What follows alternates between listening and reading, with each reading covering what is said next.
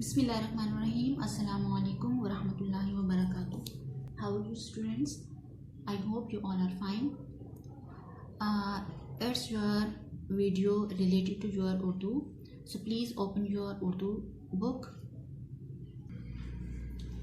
Page number 17 and the chapter number 4. सबक number जो है वो 4 हम इंशाल्लाह आज स्टार्ट करेंगे. नेम है इसका उठ बांध कमर क्या डरता है. तो नाम से ही हमें पता चल रहा है कि हम इस चैप्टर में बाय द वे क्या पढ़ने वाले हैं. हम इस चैप्टर में ऐसी कोई कहानी या कोई इस तरह की हमें इंफॉर्मेशन मिलेगी कि जिसमें हम जो है थोड़ा इनकरेज होंगे और थोड़ा बिल्टअप अपने आप को करना और अपने आप को एक चीज़ के लिए तैयार करने का हमें लेसन मिलेगा, मैसेज मिलेगा. ओके. अहम अल्फाज इसके क्या हैं. तगोदो. तगोदो का मतलब क्या होता है? कोशिश करना. हसद का मतलब होता है कि हसद का अपोजिट जो है वो होता है रश्क. यानी कि अगर हम किसी की कोई अच्छाई देखें या कोई नेमत देखें तो हम ये ख्वाहिश करें कि ये मर्तबा उससे छिन जाए. तो क्या हो, इसको क्या कहते हैं? हसद कहते हैं. मुझे वो मर्तबा वो नेमत मिले या ना मिले, इससे छिन जाए. तो एक तरह की जेलसी, तो उसको क्या कहते हैं? हसद कहते हैं. जबकि रश्क में सिंपली जो है वो एक मर्तबा जो उसको सामने वाले को अल्लाह ताला की अता होती है, उसकी ख्वाहिश की जाती है कि जो उसका मर्तबा अल्लाह ताला ने दिया है वो मुझे भी अल्लाह ताला अता करे. तो हसद जो है वो जेलसी भी कह सकते हैं कि जिसमें जो है दूसरे के लिए ये चाहना, दूसरे की बुराई चाहना कि उससे फलां नेमत छिन जाए. और इसका अपोजिट क्या है? रश्क. नसीहत का मीनिंग जो है वो जो कि हदायत दे और सीधे रास्ते पे लाए, तो उसे क्या कहते हैं? नसीहत. मुसलसल का मतलब क्या होता है? लगातार. गौर फिक्र, सोच विचार करना. शूमी किस्मत. शूमी फारसी का लफ्ज़ है जिसका मतलब है, अरबी का भी है जिसका मतलब है कमबख्ती, बदबख्ती. तो शूमी किस्मत का मतलब क्या होगा? बुरी किस्मत. गढ़ा शगाफ को कहते हैं, सुराख को कहते हैं. खिलाफे मामूल से हटकर. अच्छा जी, अब हम इसकी रीडिंग कर लेते हैं. सारा और आयशा दोनों सहेलियां और हम जमात थीं. वो दोनों बहुत ज़हीन और पढ़ाई में तेज़ थीं. हर साल दोनों की ये कोशिश होती कि वो जमात में अव्वल आएं. इस मकसद के पेश नज़र वो सख्त मेहनत करती, जिसका नतीजा ये निकलता कि कभी आयशा जमात में अव्वल आती तो कभी सारा. नए तालीमी साल का आगाज़ हुआ तो दोनों सहेलियों ने जी जान से मेहनत शुरू कर दी. पहली सहमाई का नतीजा आया तो सारा अव्वल आई. आयशा की दिली तमन्ना थी कि दूसरी सहमाई में वो पहली पोजीशन ले, मगर शूमी किस्मत के आयशा को टाइफाइड हो गया, जिसकी वजह से वो कई दिन स्कूल ना जा सकी. सेहतयाब होकर आयशा स्कूल पहुंची तो इसे खासी परेशानी का सामना करना पड़ा. स्कूल में ना सिर्फ तमाम मज़ामीन का आधे से ज़्यादा निसाब पढ़ाया जा चुका था, बल्कि इन दिनों असातिज़ा इकराम दोहराई करवा रहे थे. तो इस पैराग्राफ में जो डिफ़िकल्ट वर्ड हैं वो हैं इसमें तमन्ना ख्वाहिश को कहते हैं. सहमाई, तो सह कहते हैं यानी 3 को, तीसरे को, और माह कहते हैं महीने को. तो तीसरा महीना यानी 3 माह बाद जो पेपर होते हैं. अच्छा जी, शूमी किस्मत का हमने डिस्कस कर लिया और इसमें डिफ़िकल्ट वर्ड नहीं है. तो यहाँ पर इसकी तशरीह भी ऐसा सच मुश्किल नहीं है, क्योंकि हम इस पैराग्राफ में क्या पढ़ रहे हैं? 2 दोस्तों की, 2 सहेलियों की जो कि क्लास फेलोज भी हैं और इंटेलिजेंट भी हैं, और वो दोनों जो है क्लास में पोजीशन लेती थी. और हाँ, पेश नज़र जो लफ्ज़ है, इस मकसद के पेश नज़र यानी इस मकसद के तहत वो सख्त मेहनत करती थी. तो अब जो है वो कभी कोई फर्स्ट आ जाता और कभी जो है वो दूसरी जो फ्रेंड है वो उनकी फर्स्ट आ जाती थी. लेकिन जो है वो एक मर्तबा जब सारा फर्स्ट आई तो आयशा ने ये जो है वो मेहनत की कि ये चाहा कि नेक्स्ट टाइम जो है वो फर्स्ट आएंगी, लेकिन जो है वो उसकी बदकिस्मती की वजह से उसे जो है वो टाइफाइड हो गया और फिर वो स्कूल ना जा सकी।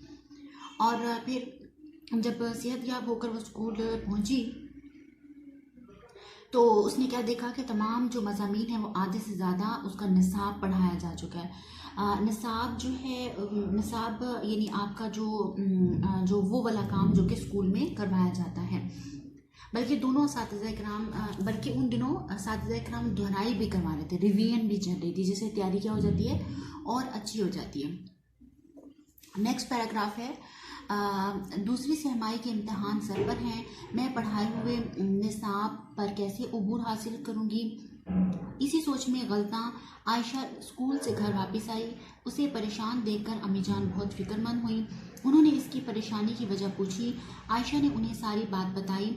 अम्मी जान ने उसे दिलासा दिया और बोली, बेटा अगर आप बीमारी की वजह से पढ़ाई में अपने साथियों से थोड़ा पीछे रह गई हैं तो इसमें आपका क्या कसूर। आप बस अल्लाह पर भरोसा रखें और दिन रात मेहनत करें, इंशाअल्लाह आपको ज़रूर कामयाबी मिलेगी। अम्मी जान की बातों से आयशा को हौसला मिला। वो पुरअज़म हो गई और उसने दिन रात मेहनत शुरू कर दी। असातिज़ा किराम और उसकी दोस्त सारा ने भी पढ़ाई में इसकी खूब मदद और रहनुमाई की। आयशा ने जल्द ही तमाम मज़ामीन के पढ़ाए हुए निसाब पर अबूर हासिल कर लिया। तो इसमें जो डिफ़िकल्ट वर्ड है, पहला जो है वो अबूर है। अबूर का मतलब होता है गुजरना, हावी होना, तय करना, महारत हासिल करना। तो तमाम निसाब पर क्या कर ली थी, महारत हासिल कर ली थी। इसी सोच में गलता का मतलब क्या होता है, इसी सोच में तड़पती हुई, इसी सोच में यानी कि पेच खाती हुई, लड़कती हुई, यानी उसी सोच में मुब्तला होकर जो है वो आयशा स्कूल से घर वापस जा रही थी। और इसमें डिफ़िकल्ट वर्ड जो है वो है और इसमें डिफ़िकल्ट वर्ड नहीं है। तो इसमें इस पैराग्राफ में क्या बताया जा रहा है कि अब वो इसी सोच में जब स्कूल गई तो उसने ये प्लान किया कि वो जो है इन तमाम सब्जेक्ट्स को जितने भी पढ़ाया गया है उसको कैसे याद करे। और अच्छा जी, इसमें जो है एक वर्ड ये है कि दिलासा का मतलब क्या होता है, तसल्ली देना। तो तसल्ली उनकी वालदा ने उनको दिलाई कि आप परेशान नहीं हो, आप जल्दी कवर कर लेंगी, क्योंकि वो तो बीमार थी ना, तो वो समझ रही थी कि वो कवर नहीं कर पाएंगी। तो उनकी वालदा ने हिम्मत बंधाई और जो है वो फिर ये कि दिन रात आप मेहनत करें। और फिर उनकी जो दोस्त थी सारा, उन्होंने भी मदद करवाई अपना बहुत सारी पढ़ाई के अतबार से। तो इसमें जो है इस तौर पर इस दौरानिए में आयशा ने क्या किए, तमाम मज़ामीन में अबूर हासिल कर लिया। नेक्स्ट पेज है, अब उसे यकीन था कि वो इम्तहानात में ज़रूर नुमाया कामयाबी हासिल करेगी। आखिरकार नतीजे का दिन आ गया। अरे ये क्या, अव्वल आना तो कजा। आयशा का नाम तो पहले 5 बच्चों में भी नहीं था। आयशा दिल बर्दाश्ता हो गई। छुट्टी के बाद वापस घर पहुंचते ही आयशा बिना किसी को सलाम किए सीधी अपने कमरे में गई और बिस्तर में मुंह छुपाकर फूट फूट कर रोने लगी। आयशा का खिलाफ मामूल रवैया देखकर अम्मी जान ठटकी, जिससे जब वो उसके कमरे में आई तो उसे रोता हुआ देखकर परेशान हो गई। उन्होंने उसे गले लगाकर चुप करवाया और रोने का सबब दरियाफ्त किया। आयशा ने अपने आंसू पहुंचे और बोली, अम्मी जान, इतनी मेहनत और तगोदो के बावजूद भी मैं कोई पोजीशन नहीं ले सकी। क्या फ़ायदा ऐसी मेहनत का, इससे तो अच्छा था कि मैं ना पढ़ती। ये कहकर उसने दोबारा रोना शुरू कर दिया। अम्मी जान ने उसे दिलासा दिया और कहने लगी, बेटा बाज़ औक़ात नाकामी कामयाबी का जीना बन जाती है। नाकामी से मायूस होने के बजाय इंसान को चाहिए कि वो इससे सबक हासिल करे, बिल्कुल ऐसे जैसे कफ़्वाल शाशी ने हासिल किया था। तो इस पैराग्राफ में जो डिफ़िकल्ट वर्ड्स हैं वो है रहनुमाई का मतलब क्या होता है, रास्ता बताना। निसाब का मैं आपको बता चुकी हूँ कि आपका जो है ये लैटिन वर्ड है, लातीनी लफ्ज़ है कि वो रास्ता कि जिस पर चलकर आप मंजिल हासिल करते हैं।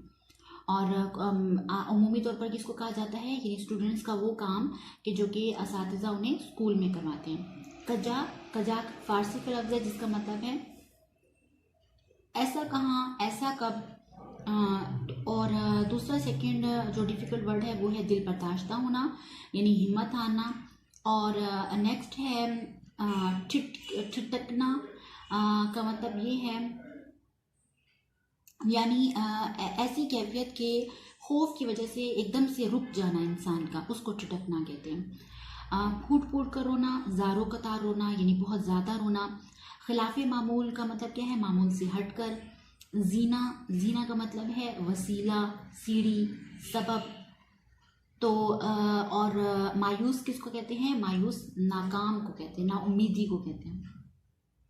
अच्छा जी, तो इस पैराग्राफ में क्या बताया जा रहा है, इस पैराग्राफ में ये बताया जा रहा है कि जैसे वो घर आई तो उन्होंने नोटिस बोर्ड पे क्या देखा कि नतीजे में उन्होंने फ़र्स्ट आना था, लेकिन फ़र्स्ट भी नहीं आई, बल्कि टॉप 5 स्टूडेंट्स में भी उनका नाम नहीं था। तो वो बहुत परेशान हुई, हिम्मत हार गई, रोते रोते घर पहुंची। वालदा ने जो है वो परेशान होकर उनके रोने की जब सबब पूछा तो उन्होंने अपनी जो है नाकामी का इजहार किया, यानी पोजीशन उन्होंने नहीं ली।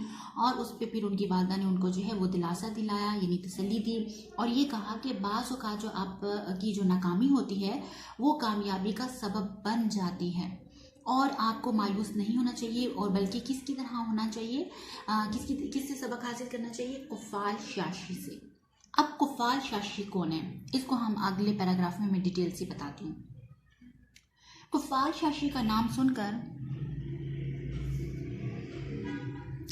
अच्छा जी, ये वीडियो यहीं पे क्लोज करते हैं।